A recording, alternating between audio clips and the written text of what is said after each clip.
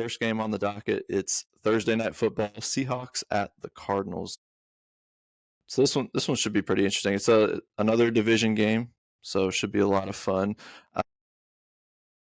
The Cardinals are favored by 1.5 the last time I saw, if that's still the way the line's looking, that I looked at earlier in the day. I'm going with Seahawks here at plus 1.5. This line is a little sketchy to me. I was wondering why the Seahawks weren't favored in this matchup. A lot of injuries to Arizona right now. Don't really trust Kyler, but not that you can really trust Sam Darnold either. But I really do like the Seahawks defense and what it's been able to do. The Seahawks have dominated the Cardinals over the last few years, going 7-0 straight up, 6-1 against the spread since the calendar turned to 2022. In terms of Kyler Murray, he is 2-8 straight up and 3-7 against the spread in his career against Seattle, with his last straight up win coming all the way back in 2020. So, I just feel like it's a good spot for Seattle in this situation. I know it's a short week, but it's a short week for both of these guys. Yeah, I'm with you. Seahawks plus 1.5. I think that James Conner being out for the season is really going to hurt them, especially this week. We're a short week to prepare without him. Their replacements aren't super viable, I would say, at the moment. I think both of these defenses are really good. Like, I think the Cardinals defense has been very good. I know, granted, they haven't played the best offenses these 3 weeks, but they haven't made any of these offenses look any good, so that's what good defenses are supposed to do. So I could picture this being a low-scoring game Thursday night, but yeah, I just think the Seahawks are the healthier team at the moment. They have less key injuries, and I think it was a gut-wrenching loss for Arizona last week. I think it'll be a tough pill to swallow on a short week. So I agree with you. Seahawks plus 1.5. One trend that would work against us, it's one that takes into account 3 different teams. The Seahawks, Vikings, and Panthers all won by 30 points or more last week. In a team's first 7 games of the regular season, teams are 36, 57, and 3 against the spread the game after winning by that much or more since 2003. So it's 39% against the spread, but it's not the worst thing in the world. Yeah, but most of those other teams weren't college level like the Saints, so I don't know if that statistic Right. works very well. All right. Sunday Night Football. This is a fun one. Might not be a great game. We'll just have to see, but it's a great drama. Micah Parsons with the Green Bay Packers coming back to Dallas after he was just traded away at the beginning of the season. So really, this is a revenge game. Cowboys are allowing career games from subpar QBs. So if you got Jordan Love coming into this one, I feel pretty good about Green Bay in this situation. They're coming off a tough loss to Cleveland. Green Bay has dominated the Cowboys in this matchup. They've won 10 out of 11 times since 2009, winning 5 in a row. And Matt LaFleur, he's 63% against the spread after a loss. Amazingly enough, we haven't seen the Packers play the Cowboys at night in primetime since 2010. So it's a rivalry 15 years in the making in prime times.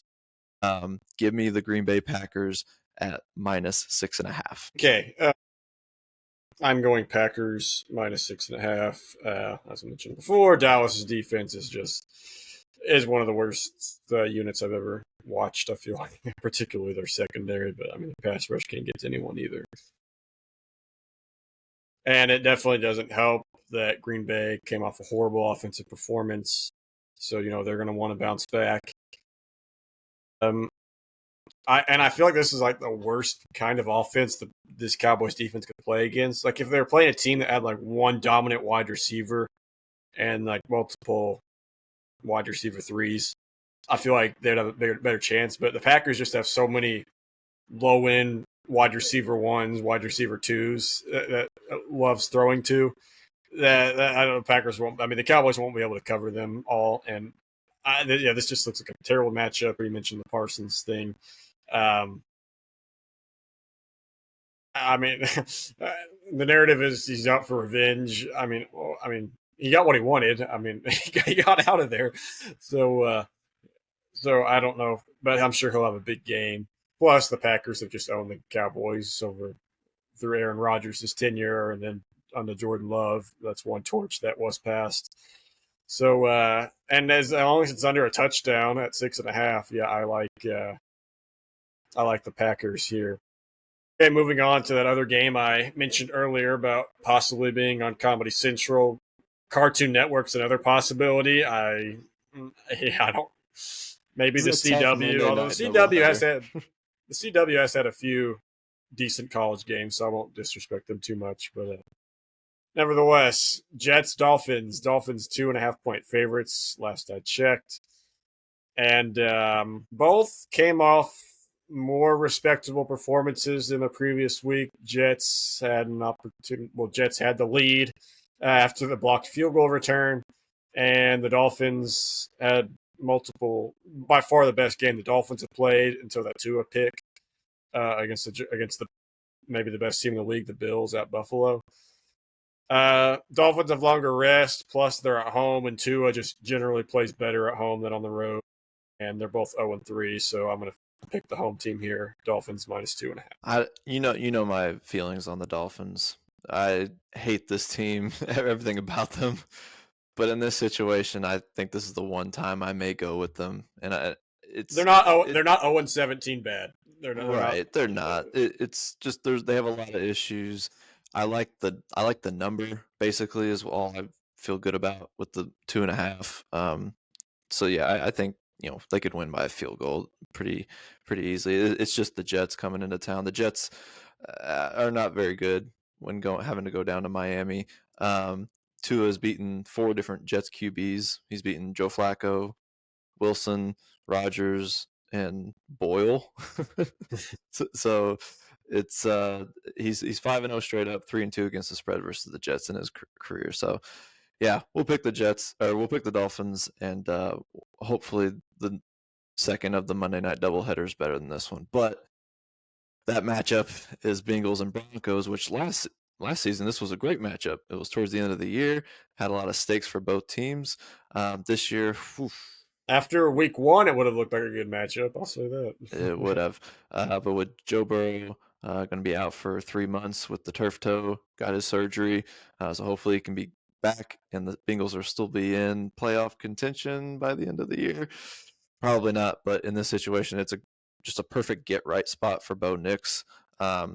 Denver, last I saw, they were favored at 7 even. I can't in good conscience give out a Bengals pick here, even if I want to. If I want to hope and dream that they're going to be able to pull something off here, even with the 7, even with that number, what could give me hope is that Zach Taylor has coached 3 night games without Burrow. He's been an underdog in all of them, winning twice, once as a 10 and a 14.5-point underdog. So 7 should be a piece of cake, right?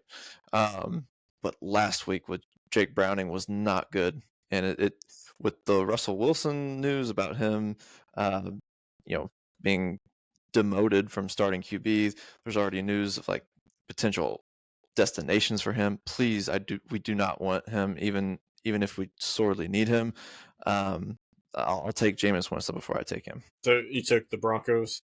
Yes, I'm taking the Broncos. I'm also taking the Broncos. Yeah, I mean, what the Vikings defense did to the Bengals offense was horrible from a Bengals perspective. And I can see the Broncos defense also doing that at Denver to Jake Browning. And yeah, I think Denver's just a much better team at the moment. You could argue the Broncos should be 3-0 right now. If they wouldn't have, all they had to do was not touch the long snapper in week 2. And week 3, against the Chargers, they had multiple opportunities late in that fourth quarter, and Herbert made an incredible throw to tie it. I will say that. But yeah, like you said, I think this is a get right game for Bo Nix, who hasn't looked as great as it did at the end of last year against the Bengals defense that is also pretty suspect, but not as bad as the Cowboys. I will say that. I would have rated the Bengals or Panthers defense as the worst in the league at the beginning of the year, but I think that goes to the Cowboys now. But yeah, at 7, I like the Broncos here. I hope one of these 2 games is good. I would imagine the Jets-Dolphins game should be close. Yeah. but it's not going to be fun to watch on the eyes. I will say that.